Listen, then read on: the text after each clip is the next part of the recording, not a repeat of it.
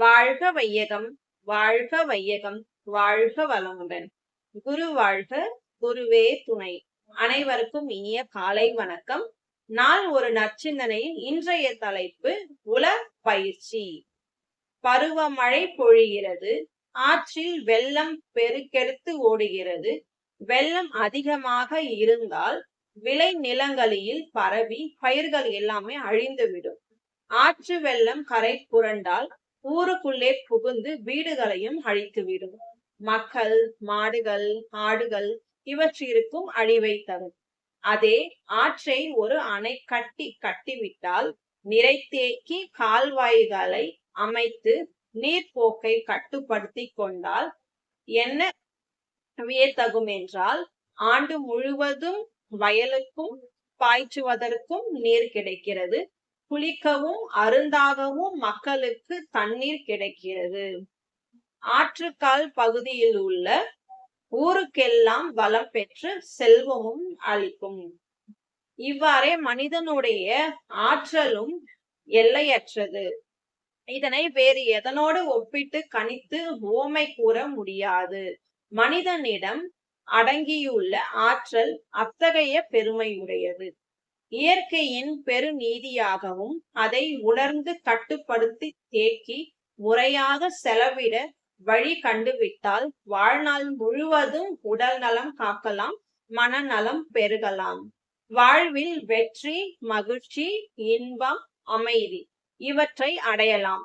இவ்வாறு ஒழுங்குபடுத்தப்பட்டு மனிதனுடைய ஆற்றல் அவன் குடும்பத்திற்கும் சமுதாயத்திற்கும் வளம் பெருக்கும்.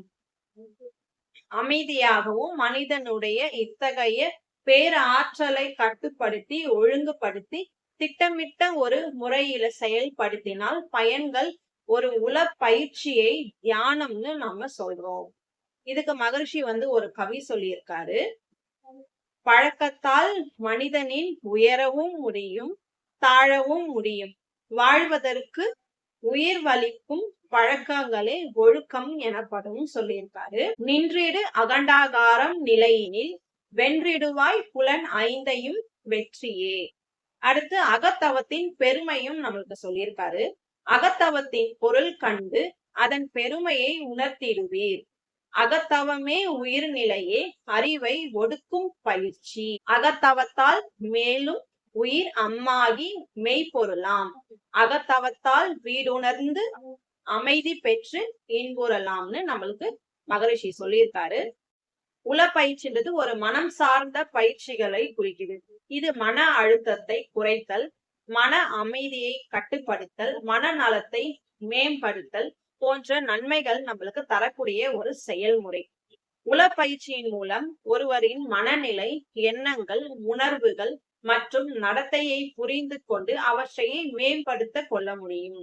உளப்பயிற்சிக்கு பல நன்மைகள் இருக்கு. என்னன்னா, மன அழுத்தம், கவலை மற்றும் பயம் போன்றவற்றை குறைக்க உதவுது.